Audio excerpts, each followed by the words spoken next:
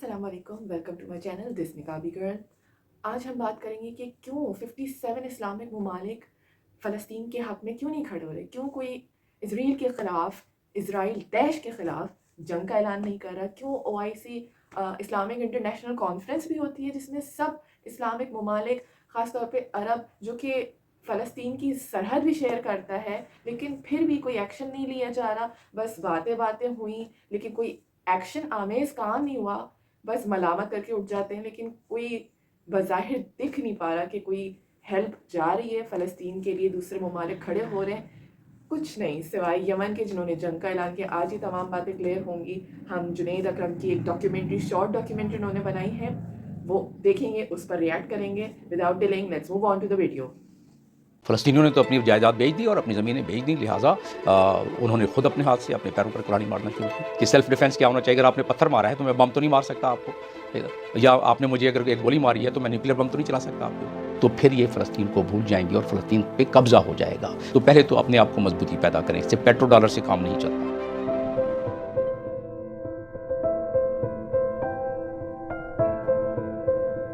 ये आगाज़ शायद ज़्यादा लोगों को पता नहीं है कि 1897 में एक कॉन्फ्रेंस कॉल की गई स्विट्ज़रलैंड में, और ये कॉन्फ्रेंस थी ज़ायोनिस्ट कांग्रेस, यानी कि एक तो जूस हो गए, दूसरे जूस की एक पॉलिटिकल इन्होंने प्लेटफॉर्म बनाया, उसको ज़ायोनिस्ट कांग्रेस का पहला कांग्रेस उन्होंने उधर किया, और वहाँ उन्होंने डिसाइड किया कि हमारा एक वतन होना चाहिए। वहाँ डिसाइड हुआ कि दुनिया में मुख्तलिफ बड़े बड़े मुल्कों में फैल कर वहाँ अपनी मेहनत की जाए और अपनी जद्दोजहद करके उन मुल्कों में अपना इन्फ्लुएंस और असर कायम किया जाए। जब वो असर उन्होंने कायम कर लिया, और किस तरह किया, फाइनेंशियल जितने भी इदारे हैं उनमें कोशिश की कि ज़्यादा से ज़्यादा उसमें उनका इन्फ्लुएंस यानी ख़ुद शामिल हों उसमें।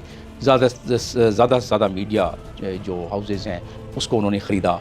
उसके बाद फिर सियासत और सियासतदानों में उन्होंने उसमें वहाँ अपनी इंग्रेस की, यानी वहाँ अपनी ज़्यादा पहुँच बढ़ाई। और वो किस तरह, जिस तरह अमेरिका में जब कोई शख्स इलेक्शन लड़ता है, मिसाल के तौर पे अगर मैं अमेरिकन होता और मैं वहाँ इलेक्शन लड़ता तो वहाँ वो मेरे पास आ जाते, वहाँ के इलाके के जो ज़ायोनिस्ट प्लेटफॉर्म के लोग हैं, और एक फॉर्म मेरे सामने रखते थे अंडरटेकिंग का। उसमें होता कि अंडरटेकिंग में कि जब आप जीत जाएँ, जब आप कांग्रेस में जाएँ तो इजराइल के ख़िलाफ़ कोई रेजोल्यूशन पास नहीं होगा और इजराइल की मुखालफत में कोई बात नहीं होगी। खुद असर उसमें करता है, उसको ना खर्च करना पड़ता है, ना वोट ज़्यादा मेहनत करनी पड़ती है।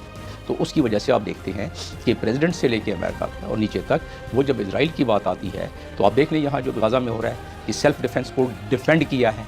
हालांकि सेल्फ डिफेंस की बड़ी सही वजाहत है इंटरनेशनल कानून में कि सेल्फ डिफेंस क्या होना चाहिए। अगर आपने पत्थर मारा है तो मैं बम तो नहीं मार सकता आपको, या आपने मुझे अगर एक गोली मारी है तो मैं न्यूक्लियर बम तो नहीं चला सकता आपके ऊपर। तो इस लिहाज से एक प्रोपोर्शनेट उसका।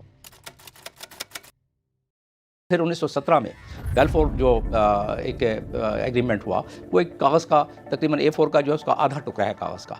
उसमें बरतानिया की कैबिनेट बैठी, उन्होंने कहा कि जी उनको वहाँ बसने की इजाज़त दी जाए। तो उन्होंने उसके तहत ज़मीनें ख़रीदना शुरू की, और ज़मीनें ख़रीदना शुरू की उन फ़लस्तीनियों से जो कि एब्सेंटी लैंडलॉर्ड वगैरह थे। तो एक लोग कुछ मंतक ये भी पेश करते हैं मुझे कि जी फ़लस्तीनियों ने तो अपनी जायदाद बेच दी और अपनी ज़मीनें बेच दी, लिहाजा उन्होंने खुद अपने हाथ से अपने पैरों पर कुल्हाड़ी मारना शुरू की। हुआ ये कि जिस तरीके से बतदरीज ये ज़ायोनिज़्म फैलता गया, और उसमें ज़ाहिर है यहूदी हैं ज़्यादा, उस तरीके से उनका इन्फ्लुएंस बढ़ता गया। 1917 में 3% यहाँ जूस बसते थे, 1948 में 33% हो गए। जब उनको ये हुआ मामलात कि जी अब तो मज़ा आ रहा है, यहाँ तो वतन बन जाएगा, उनको तो पता था। 1948 तक वो आहिस्ता आहिस्ता आके बड़े आराम से, प्यार से, मोहब्बत से वहाँ आके वो बसते रहे। थोड़ी बहुत लड़ाई होती थी, और ब्रिटिश फोर्स जब तक वहाँ थी उन्होंने उनकी मदद की, लड़ाई में साथ देते थे। जो ज़ायोनिस्ट के फॉलोअर जूस थे उनका साथ देते थे। आज वहाँ तकरीबन 8 लाख से 10 लाख जो वहाँ सेटलर्स हैं, जो वहाँ सेटल कर दिए गए हैं। जब इजराइल उसके बना 1948 में, तो उनको जो इन्फ्लुएंस मैंने आपको बताया चंद लम्हे पहले, यही वजह है कि जब ही सिक्योरिटी काउंसिल का रेजोल्यूशन अगर पास भी हो गया, या टू स्टेट थ्योरी दुनिया को दिखाने के लिए पास भी हो गई 1993 में, तो उस पर अमलदारी नहीं हुई।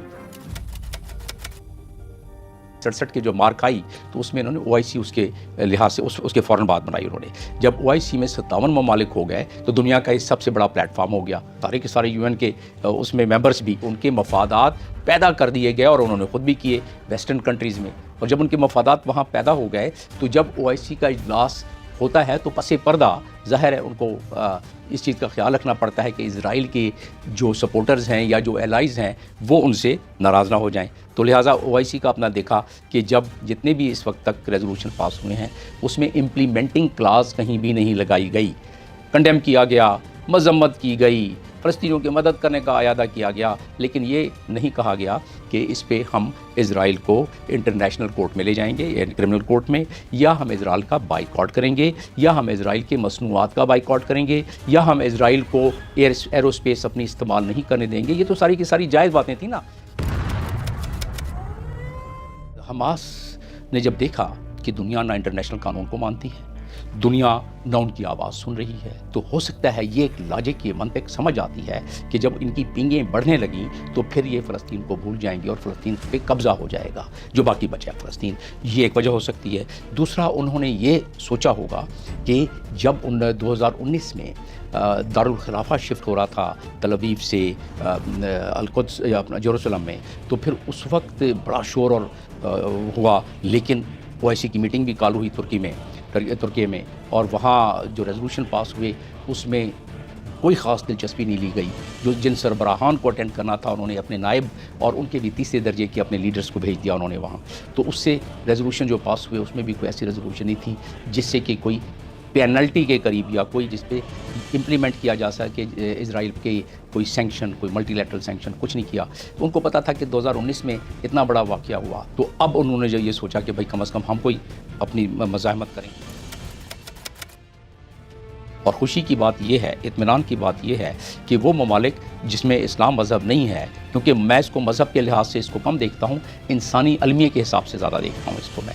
اور ساؤتھ افریقہ جیسا ملک, انہوں نے اپنے پارلیمنٹ میں ریزولوشن پاس کیا, وہ اس کو انٹرنیشنل کرمنل کورٹ میں لے گئے ہیں اور قانون کے مطابق لے کے گئے ہیں اس معاملے کو, فلسطین کے اور یہ غزہ پہ اٹیک جو ہو رہا ہے اس کو.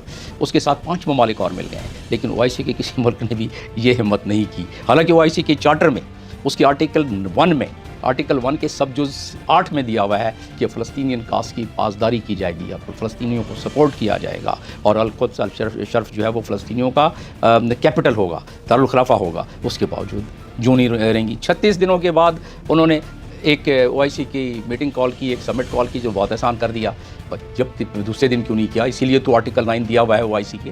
آرٹیکل 9 میں دیا ہوا ہے کہ ایسی کوئی بھی کہیں مصیبت آئے ممبر کنٹری پر اور مسلمانوں پر تو ایک ایکسٹرا آرڈنری سیشن ہوگا,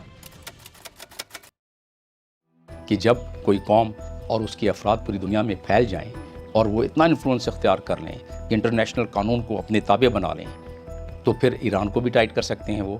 پھر 57 ممالک کے وہ سربراہ اور وہ ممالک جو زیادہ فیور کریں یا جو چاہیں کہ حق کو حق کہا جائے, ان کو بھی انفلوئنس کر سکتے ہیں. یہی بات ہوئی کہ ایران اس دفعہ اسٹرانگ وے میں انہوں نے اس دفعہ نہیں کیا جس طرح وہ کرتے ہیں, کیونکہ ایران ہی ایک طاقت ہے جو کہ ہمیشہ للکارتا رہتا تھا اسرائیل کو. اور اب یہ ہے کہ دیکھنا یہ ہے کہ حزب اللہ کو کتنی اجازت ملتی ہے. محسوس یہ ہوتا ہے کہ حزب اللہ کی بھی اس طرف سے زیادہ گہما گہمی شروع ہوگی, اور ہیٹ یعنی کہ حرارت وہاں سے بھی زیادہ نکلنا شروع ہو جائے گی حزب اللہ کے سائڈ سے. تو دوبارہ بمبنگ شروع ہو جائے گی, اور بہانہ یہی ہوگا کہ حماس نے ری گروپ کر لیا ہے, حماس نے پھر تازہ دم ہو گئے ہیں, لہٰذا ہم دوبارہ مار رہے ہیں. مقصد یہ حاصل کرنے کی کوشش کرے گا اسرائیل کہ غزہ کو اس اسٹیج پر پہنچا دیا جائے کہ غزہ میں اپنی فورسز لا کے بیٹھا دیا جائے, جس طرح 1967 کے بعد قبضہ کیا انہوں نے, گولان رائٹ کیا. اس کا مطلب تو وہی ہوا نا جو میں کہہ رہا تھا کہ جو 1897 میں جو گریٹر اسرائیل کا کانسیپٹ تھا, اس کے تحت بس قبضہ کرتے جاؤ جتنا قبضہ کر سکتے ہیں. اصل تو چیز ہے کہ جو حکومتوں کی طاقت ہے وہ افراد کی طاقت تو نہیں ہے نا اس میں, تو لہٰذا حکومتیں اپنی طاقت استعمال کرنے کے قابل نہیں ہیں, افراد وہاں جا کے نہتے افراد کچھ کرنے کے قابل نہیں ہیں, اور نہ ہی ان کو قوانین اجازت دیتا ہے. اور جو اسلامی طریقہ کار ہے اس میں جب تک کہ ملک فیصلہ نہ کرے, اسٹیٹ فیصلہ نہ کرے, ایجپٹ ہے جیسے ترکی ہے, پاک ایران ہے, جب تک کہ ان کا سربراہ نہ کرے کہ جی ہم اس میں شامل ہو رہے ہیں اس جنگ میں, اس وقت تک اسلامی لحاظ سے بھی یہ میں سمجھتا ہوں, ویسے تو جو اسکالرز ہیں وہ بتا سکیں گے, اسلامی لحاظ سے بھی غالباً اس کی وہ نہیں ہے, پرمیشن نہیں ہے. سوال یہ پیدا ہوتا ہے کہ وہ عرب ممالک جو جڑے ہوئے ہیں فلسطین کے ساتھ اور جن کا انٹرسٹ بھی جڑا ہوا ہے, وہی سامنے نہیں آ رہے ہیں. تو دور سے اگر جا کے آپ کریں گے تو پہلی بات یہ ہے کہ آپ کو کمک پہنچانا مشکل ہو جائے گا. دوسری بات یہ ہے کہ ظاہر ہے آپ کی معیشت اتنی مخدوش ہے, آپ اپنے پیروں پر تو پہلے کھڑے ہوں, جو بھی ملک کرنا چاہتا ہے. اس وقت پاکستان اور پاکستانیوں کے لیے سب سے اہم، اور پاکستان جیسے ملکوں کے لیے جو چاہتے ہیں کہ دنیا میں ان کی کوئی بات سنیں، تو پہلے تو اپنے آپ کو مضبوطی پیدا کریں. صرف پیٹرو ڈالر سے کام نہیں چلتا. اور میں سمجھتا ہوں کہ اگر کوئی ملک مدد کرنا چاہے بھی تو اس کے لیے مشکل ہو جائے گا، کیونکہ ایک پورے جال میں ایسا بن دیا گیا ہے انٹرسٹ اسرائیل کا. تمام بڑے بڑے ممالک اور P5 کنٹریز جو پرماننٹ یعنی ویٹو کے حامل جو کنٹریز ہیں ان کو ملا کے اتنا انٹرسٹ بڑھا دیا گیا ہے کہ جو ممالک مدد کرنے کی کوشش بھی کر رہا ہے. ترکی کو دیکھ لیں، انہوں نے بیانات بڑے اچھے دیے ہیں، سب سے مضبوط بیانات دیے ہیں ہمارے پرائم منسٹر نے بھی، لیکن عملاً میں سمجھتا ہوں دوسروں کا حق بھی ہم سے زیادہ ہے جو پہلے عملاً مدد کریں. تو دیکھا آپ لوگوں نے یہ کس طرح سے ایک میٹرکس بچھایا ہوا ہے، ایک جال بنا ہوا ہے یہودی لابی کا، جو اس چیز پر انہوں نے زور دیا ہے کہ زائنس موومنٹ آگے بڑھے. امریکہ میں بھی جب الیکشن ہوتے ہیں تو ان کے ریپرزینٹیٹیو پہلے آتے ہیں اور ایک ڈرافٹ دیتے ہیں سائن کرنے کے لیے، تاکہ یہ بات تو کنفرم ہو جائے کہ یہ ہماری سائڈ پہ ہی رہے گا آگے. اگر یہ جیت بھی جاتا ہے تو اول تو اس کو جتواتے ہی اس شرط پر ہیں کہ یہ ہمارا ساتھ دے گا. یعنی یہودی لابی اتنی اسٹرانگ ہے کہ انہوں نے میڈیا ہاؤسز کو اپنے قبضے میں کرا ہوا ہے. ماؤتھ پیس ان کے پاس ہے، دے اون the words, they own the media. تو آپ دیکھ لیں فاکس نیوز ہو گیا یا تمام ایسے ویسٹرن میڈیا چینل ہو گئے کہ کوئی بھی فلسطین کی سائڈ نہیں دکھا رہا اور اسرائیل کو ہی ڈیفینڈ کر رہا ہے، ان کو ہی اچھا ثابت کرنے کی کوشش کر رہا ہے.